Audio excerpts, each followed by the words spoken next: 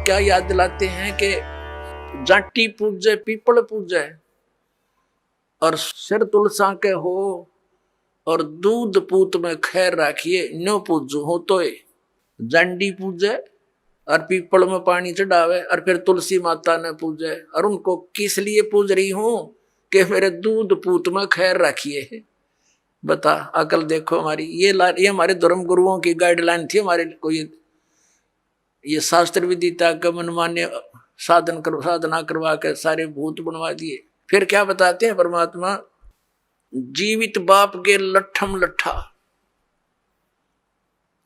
और मुए गंग पुचैया और जब आवे आसुज का महीना और वो कौवा बाप बनैया रे बोड़ी सी दुनिया। सतगुरु बिन कैसे सरिया।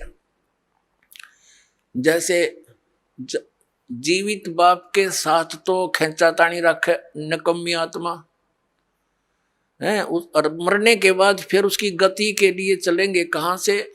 देखो पुण्यात्माओं, ये हमारे धर्म गुरु कहाँ से गति कराने लगते हैं मृत्यु के उपरांत। पहले तो यूं कहेंगे कि अस्थि उठाओ और गंगा में प्रवाह कराओ, इसकी गति हो जाएगी। अच्छा क्या करते हैं, एक व्यक्ति नाम ना ले हुआ था, उसकी पत्नी ने नाम ले रखा था। वैसे उसका अपनी पत्नी को मना नहीं करता था, ज्ञान से बहुत कुछ परिचित भी था, लेकिन उसके सामने एक बात आती कि मेरा पिताजी की मृत्यु होगी और मैं यदि गंगा में अस्थि नहीं डालकर आया तो फिर मेरी आत्मा नहीं मानेगी, तो मैं इसलिए नाम नहीं लूं। एक दिन वो बता रही थी उसकी पत्नी कि मेरे तायसरे की मृत्यु होगी, यानी उसके ताऊ की, और वो लेकर गए उसकी अस्थियों को गंगा घाट पे। वहां बैठे वो पांडे और वहां इन्होंने अपने अक्षेत्र बांट रखे हैं कि ये मेरे अक्षेत्र का, ये मेरे अक्षेत्र का। जाते ही पूछ लेते कहां से आए जी, वो बता दिया जी ऐसे ऐसे सोनीपत से आए। अच्छा अच्छा आज तुम हमारे हो वो पकड़ ले गए। तो वहां जाकर उसने देखा, खोल कर पिछला सारा इतिहास बता देते हैं। तो क्या बोले हुए नो, बोले यजमान इब कद बहुत जन्माए रे तेरा गजब भैयो। अब उन्हों कह रही थी कि वो बतावा था उसका पति कि मेरा माथा ठनक्या कि दुश्मन तेनू बाट देखा हम रोज मरा। इन्हों कहा इब कद बहुत जन्माए गति करान। तो वो कहने लगा उसके बाद मेरा वहां से मन हट गया कि वो तो हमारी सारा दिन जो है ना ये कुशोण मनावे हैं। पुण्यात्माओं, गति करवा दी, किस गति करवा दी कि गंगा में अस्थि डलवा दी, होगी गति। फिर कहें 13वीं करो। 13वीं किस लिए कि गति कराने खातिर। अच्छा वह 13वीं भी कर दी। फिर कहें अब इसके सरहद निकालो। पहले प्रत्येक महीने किया करते, फिर छठे महीने और बड़ा व्यवस्था करते थे, और फिर 1 वर्ष के बाद वो कंप्लीशन होता था, उसका समापन करते थे। 1 साल में पूरे वर्ष लगे रहते थे गति कराने। और फिर क्या करते हैं, परमात्मा कहते हैं प्रेत शिला पैजा बिराजे पितरों पिंड भराई। फिर पिंड भरवा दो, पितरों की मुक्ति हो जाएगी। परमात्मा क्या कहते हैं, जीवित बाप के लट्ठम लट्ठा हर मुए गंग पुचैया और जब आया आसोज का महीना कौवा बाप बनैया रे बोड़ी सी दुनिया। अब फिर आगे श्राद्ध के समय आसोज का महीना। तो जिस तिथि को कोई घर का सदस्य मृत्यु को प्राप्त होता है तो हमारे धर्म गुरु वो तिथि नोट कर लेते हैं। आसोज के महीने में अमावस्या से लेकर पूर्णमासी तक उस किसी भी तिथि को मृत्यु होती है तो उस दिन विशेष कार्यक्रम करते हैं, श्राद्ध निकालते हैं। और सबसे पहले क्या करते हैं, वो बनाकर भोजन ऊपर रखते हैं छत पे, और उसी समय कौवे आकर खा जाते हैं। तो वो क्या कहते हैं हमारे धर्मगुरु, देखो भोग लग गए तेरे पिताजी, हो सकता कौवा बन रहे हो। अरे भले आदमी हो, गति कराने लागे थे, कौवा बना के छोड़ दिया। ये है इनके साधन। अब परमात्मा कहते हैं प्रेत सला पे जा विराजे पितरों पिंड भराई, और बहुत सरहद खान को आए काग बने कलमाई। आगे क्या बताते हैं, जय सतगुरु की संगत करते सकल कर्म कट जाई, अमरपुरी पर आसन होते जहां धूप ना छाई। अब क्या बताते हैं, जय सतगुरु की संगत करते सतगुरु मिल जाते तो ये सारे कर्मों तो पीछा छूट जाता, ना श्राद्ध निकालने, ना भूत बनना, ना कौवे और पशु की योनियों में जाना। और फिर क्या होता, अमरपुरी पर, अमरपुरी जिस स्थान का कभी नाश ना हो, सतलोक सनातन परम धाम की प्राप्ति हो जा, जय सतगुरु मिल जा तो ये झंझट मिट जा सारे।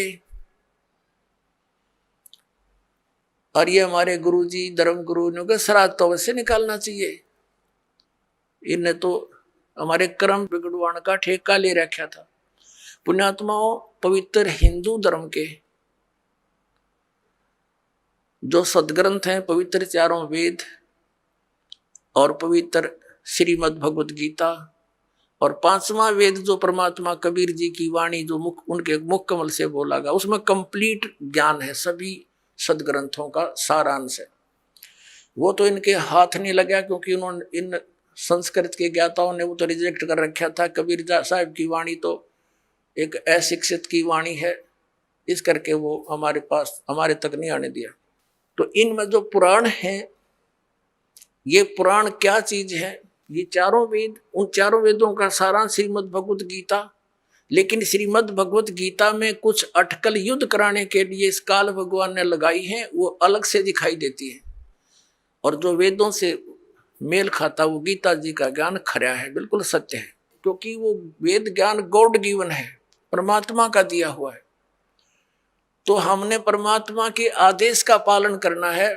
और पुराण क्या है, ये ब्रह्मा जी द्वारा दिया गया ज्ञान, ब्रह्मा जी से सुना, फिर कुछ अन्य ऋषियों ने किसी और से सुना हुआ ज्ञान, वो सब खिचड़ी बना के पुराण बना दी। अब वेदों में इन श्राद्ध आदि कर्म कांड का निषेध है, और गीता जी में निषेध 9वें अध्याय के 25वें श्लोक में स्पष्ट किया है, भूत पूजने वाले भूत बनेंगे। ये देखिएगा, श्रीमद् भगवत गीता, गीता प्रेस गोरखपुर से प्रकाशित है, जयदयाल गोविंद का इसके अनुवादक है। अध्याय नंबर 9 का ये है, अध्याय नंबर 9 श्रीमद् भगवत गीता, श्लोक नंबर 25। देवताओं को पूजने वाले देवताओं को प्राप्त होंगे, पितरों को पूजने वाले पितरों को प्राप्त होते हैं, और भूतों को पूजने वाले भूतों को प्राप्त होते हैं, और मेरा पूजन करने वाले मुझको ही प्राप्त होते हैं। अब ये श्राद्ध कितना आगे फिर, अब आपको दिखाते हैं एक झलक पुराणों में क्या लिखा है। एक मार्कंडे पुराण है, एक रुचि नाम के ब्राह्मण थे, ऋषि, और उसने वेदों को समझा पढ़ा, ये ज्ञानी आत्मा थे कि मनुष्य जीवन केवल मोक्ष प्राप्ति के लिए प्राप्त होता है। इसलिए उसने ना तो विवाह कराया, ब्रह्मचारी पद पर रहते हुए 40 वर्ष की उम्र होगी थी, और अपना जंगल में वन में रहता था, कोई मकान झोंपड़ी भी नहीं डाल रखी थी। ये सोच करके मोक्ष प्राप्ति करानी है, क्या संग्रह करना है, 2 दिन का जीवन है। अब वो वेदों अनुसार साधना कर रहा था, रुचि ऋषि, और उसके जो पिताजी, दादाजी, परदादाजी, चौथा दादाजी वो मर चुके थे, वह भूत बन रहे थे, और वो भी ऋषि थे, ब्राह्मण थे, उनने भी ये कर्म कांड करे और करवाए थे, तो भूता बनेंगे वह। तो वो चारों दिखाई दिए और कहा, बेटा तूने विवाह क्यों नहीं करवाया, विवाह करवा के तुम हमारा श्राद्ध करता है और हमारी गति हो जाती। अब रुचि कहने लगा कि पितामहो, वेद में तो ये मना कर रखा है, ये श्राद्ध श्रुद्ध निकालना, ये कर्म कांड करना, ये तो मूर्खों का मार्ग है। और वो पितर भी कहते हैं, बेटा है तो ऐसा ही, इसमें कोई संदेह नहीं, मिथ्या नहीं है, सच्चाई है, लेकिन हमारा क्या होगा। अब तुम बाढ़ में जाओ, थारा क्या होगा, आप मरे, अरे पुत्र ने और मरवाने के लिए तैयार करे। या देखो मार्कंडे पुराण, ये गीता प्रेस गोरखपुर से प्रकाशित है। गीता प्रेस गोरखपुर से प्रकाशित है। ये गीता प्रेस गोरखपुर से प्रकाशित है। ये 242 पृष्ठ पे संक्षिप्त मार्कंडेय पुराण, रोच्य मुनि की उत्पत्ति कथा। मार्कंडेय जी कहते हैं कि ब्राह्मण, पूर्व काल की बात है, प्रजापति रुचि ममता और अहंकार से रहित इस पृथ्वी पर विचरते थे। उन्हें किसी से भय नहीं था, वे बहुत कम सोते थे। उन्होंने न तो अग्नि की स्थापना की थी, न अपने लिए घर ही बना रखा था। वे एक बार भोजन करते और बिना आश्रम के ही रहते थे। उन्हें सब प्रकार की आसक्तियों से रहित एवं मुनिवर्ती में देख उनके पितरों ने उनसे कहा, ये देखिए ये चारों आगे भूत बन रहे, ये देखो, ये रुचि ऋषि है, ये इनके पहले बने हुए वो पंडित जी सारे भूत पूज का भूत बन गए। अब ये दिख गए इसने सारे इकट्ठे। पितर बोले, बेटा विवाह स्वर्ग और अपवर्ग का हेतु होने के कारण एक पुण्यमय कार्य है। ये तो इन पितरों के वचन हैं, ये तो पितरों के वचन है जो अपनी सलाह दे रहे हैं। अब देखना, उसे तुमने क्यों नहीं किया। ग्रस्त पुरुष समस्त देवताओं, पितरों, ऋषियों और अतिथियों की पूजा करके पुण्यमय लोकों को प्राप्त करता है। वह सभा के उच्चारण से देवताओं को, शब्द से पितरों को तथा अन्नदान, बलि, वैष्णदेव आदि से भूत आदि प्राणियों एवं अतिथियों को उनका भाग समर्पित करता है। बेटा, हम ऐसा मानते हैं कि गृहस्थ आश्रम को स्वीकार न करने पर तुम्हें इस जीवन में कलेश पर कलेश उठाना पड़ेगा तथा मृत्यु के बाद और दूसरे जन्म में भी कलेश ही भोगना पड़ेगा। रुचि ने कहा, पितरगण, परिग्रह मात्र ही अत्यंत दुख एवं पाप का कारण होता है तथा उसे मनुष्य की अधोगति होती है, उससे मनुष्य की अधोगति होती है। यही सोचकर मैंने पहले क्षत्रिय संग्रह नहीं किया।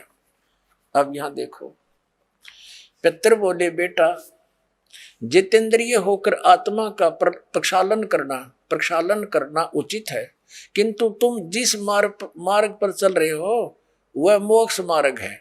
बता, इसने तो घटिया मान रहे मोक्ष मार्ग ने कि तुम जो कर्म कर रहे हो जिस मार्ग पर चले तो मोक्ष मार्ग है। अरे हम बतावांगे पितृवृंद का मार्ग। देखिए, रुचि ने पूछा, पितामहो, वेद में कर्म मार्ग को अविद्या कहा गया है। जो तुम सलाह दे रहे हो वो कर्म कांड, श्राद्ध श्रूद निकालना, पितृ पूजना, वो तो मूर्खों की विद्या, अविद्या का है, मूर्खों का सलाह कही है। फिर क्यों आप लोग मुझे उस मार्ग में लगाते हैं। पितर भी कहते हैं, पितर बोले, यह सत्य है कि कर्म को अविद्या ही कहा गया है, इसमें तनिक भी मिथ्या नहीं। फिर थारा सर बच गया, फिर क्या रह गया बता भाई। ये हमारे पुराणों में लिखा है। अब इस बात को पितर भी मानते हैं। आप जो साधना करें तो मोक्ष मार्ग है, और आप फिर उसको सलाह दे रहे हैं भूत पूज, श्राद्ध निकाल, ब्याह करवा, अरे यो नरक मार्ग है। और आप भी मानते हैं कि आप जो मार्ग अपना रहे हो तो मोक्ष मार्ग है। और रुचि कहता है वेद के अंदर तो इसको अविद्या, मूर्खों की साधना बताइए, तो पितर भूत पूजना, श्राद्ध निकालना, और पितर स्वीकार भी कर रहे हैं, कहा ऐसा ही है, इसमें कोई मिथ्या नहीं। फिर ये बकवाद गढ़ रखी, अगर ऐसा कर लो, पितर ऐसा कर देते हैं, पितर पुत्र दे देते हैं, टट्टू दे देते हैं, अपा भूखे मरे, बतावे मूर्ख बना रखा।